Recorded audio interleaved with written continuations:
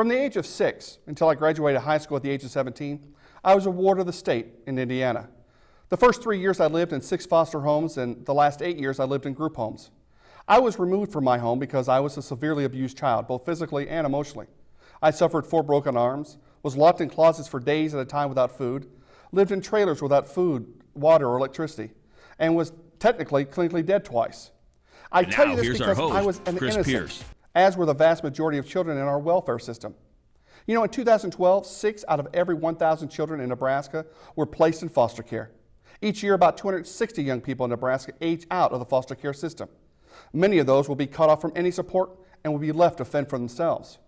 When I aged out of the system at the age of 17, I was told once I graduated high school, I would no longer be supported by the state, and I had to leave the group home.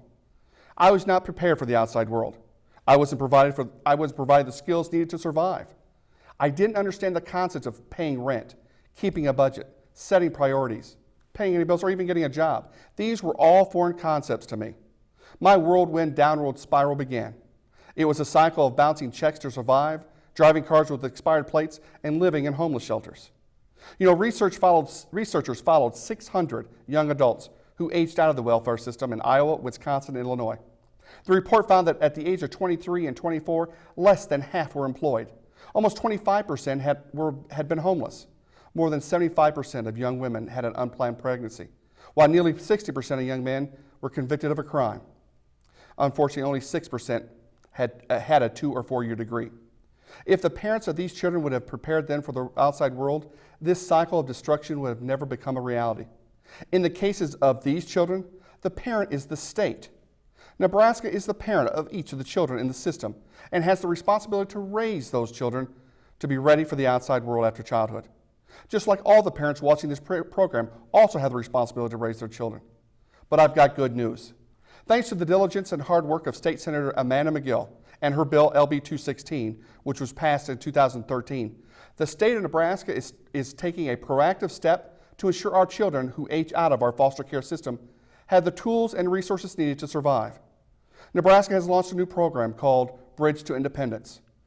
The program will provide support for young adults who have aged out of the foster care system. This voluntary program will support those young adults with continued health care, living expenses, and special programs to help give them the independent living skills they will need to survive. But this is no free ride.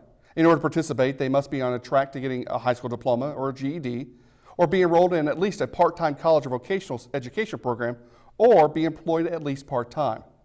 This program will be that transition between being a ward of the state and being an independent Nebraskan. It is unfortunate that we have to use these additional state resources when we have the opportunity and responsibility to take care of those innocent children in the first place. It is also sad that our foster care system has become nothing more than a holding cell for those children until they are no longer our responsibility. I personally want to thank Amanda McGill for recognizing that our state has completely lost its basic responsibility of parenting for those children. I hope that this program will be utilized and administered appropriately. I will have my eyes on Nebraska's Health and Human Resources and on this program. It took me nearly 10 years to get my life back on track. I don't want our innocent children who've endured enough suffering to be set up for failure due to our negligence. To find out more about Bridge to Independence, check the website that's at the bottom of your screen.